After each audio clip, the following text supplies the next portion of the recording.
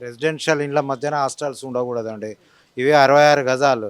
దీంట్లో ఒక్కొక్కరు 6 ఫ్లోర్‌లు, 7 ఫ్లోర్‌లు కట్టి హాస్టల్‌లకి ఇది ఒక్కొక్క దాంట్లో 70, 80 మంది ఉంటున్నారు. Drainage, water problem daily tankers వస్తాయి. బండ్లను ఇష్టం వచ్చినట్టు జరిపిపోతా ఉంటారు. వాడి పని అయిపోతే వాడు వెళ్ళిపోతాడు. కానీ మళ్ళీ అన్నీ అడ్డగోలుగా ఉంటాయి. కాబట్టి చాలా ట్రాఫిక్ డిస్టర్బెన్స్ ప్రతిదానికి డిస్టర్బెన్సే ఉంది.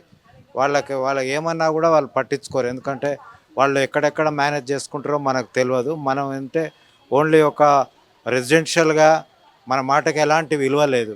ఎందుకంటే వాళ్ళకంతా ఇన్‌ఫ్లుయెన్స్ పర్సన్స్ వాళ్ళు. వాళ్ళు మరి ఎట్లా మేనేజ్ చేస్తారన్నది ఇక ఓపెన్‌గా చెప్పలేను. అందరికీ తెలిసే. డబ్బులు ఎక్కడెక్కడ కడతారో, ఎవరెవరికి లంచాలు ఇస్తారో, ఎట్లా మేనేజ్ చేస్తారో మాకు సంబంధం లేదు. మాకు తెలవదది. కానీ ఫుల్ మేనేజ్డ్ చేసుకుంటారు వాళ్ళు. కాబట్టి మనం ఏది చెప్పినా వాళ్ళు లెక్క చేయరు మనల. మెయిన్‌గా మీరు ఎలాంటి ప్రాబ్లమ్స్ ఫేస్ చేస్తున్నారు? అదే గదా! చెప్తున్నా గదా! ఈవినింగ్ అయిందంటే ఇక్కడ మొత్తం అంతా గుంపులు గుంపులు నిలబడతారిక్కడ. ఇక వచ్చి డిస్టర్బెన్స్ లోపలికి రావాలన్నా, పోవాలన్నా ఉంటది. వాళ్ళని ఏమి అనేటట్లేదు.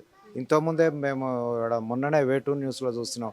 అక్కడ శివాలయం దగ్గర ఇట్లనే ఓనర్స్ బండ్లు పెడితే తీయమంటే 30 మందొచ్చి వాళ్ళను ఫుల్లు కొట్టిండ్రట ఓనర్స్‌ను.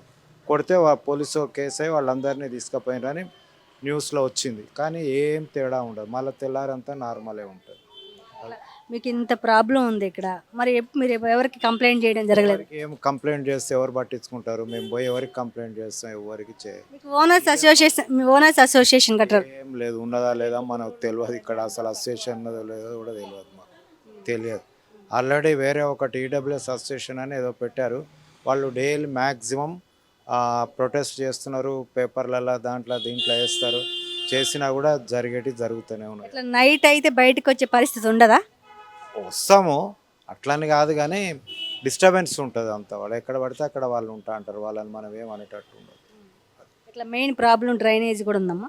డ్రైనేజ్ మొన్న తీసిండండి వారం కింద మళ్ళా నిన్న తీసి ఎప్పటికీ లైన్‌లో బ్లాక్ అయితేనే డ్రైనేజీలు ఎప్పటికి బ్లాక్ అయితేనే ఎందుకంటే ఎక్కువ మంది ఉంటాం. ఆ! ఒక్కొక్క ఇంట్లో ఇప్పుడు మామూలుగా కూడా ఇండిపెండెంట్ హౌసెస్‌లో 4 ఫ్లోర్‌లు కట్టుకుంటున్నారు. ఫ్యామిలీస్ అయితే ఒక ప్రతి ఫ్లోర్‌లో ఇద్దరు, ముగ్గురు అనుకున్న ఒక 15, 20 మంది కన్నా ఎక్కువ ఉండరు. అదే హాస్టల్ అయితే 60, 70 మంది ఉంటారు. మా సందులో ఇప్పుడు ఇందులో 1, 3, 4 హాస్టల్లు ఉన్నాయి. 4 ఆర్లు 24 ఒక 250 మంది గర్ల్స్ ఉంటారు. ఇక గర్ల్స్ ఉంటే వాళ్ళకి అంతా వాటర్ గానీ, అది గానీ ఎంత ఆహ్, చాలా అవసరం పడతది కదా! దాంతోటి ఇక ఎప్పటికి డ్రైనేజీలు బ్లాక్ అయితూనే ఉంటాయి.